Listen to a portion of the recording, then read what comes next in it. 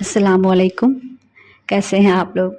मेरी आज की वीडियो भी वज़न के बारे में है कि हम घर में अपना वज़न कैसे कम कर सकते हैं।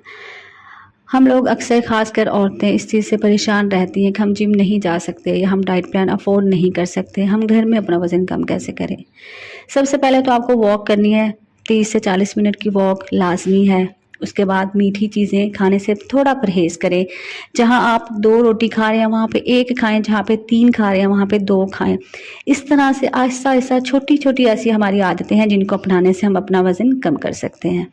इसके साथ-साथ मैं आपके लिए एक ऐसी ड्रिंक लेके आई हूँ जिसको आप निहार मुँह पिएँगे, इंशाल्लाह ये आपका वज़न कम होने में बहुत मदद करेगा। इसबगोल का छिलका हम सबके घर में, सबके किचन में मौजूद होता है। आपको इसका इस्तेमाल कैसे करना है?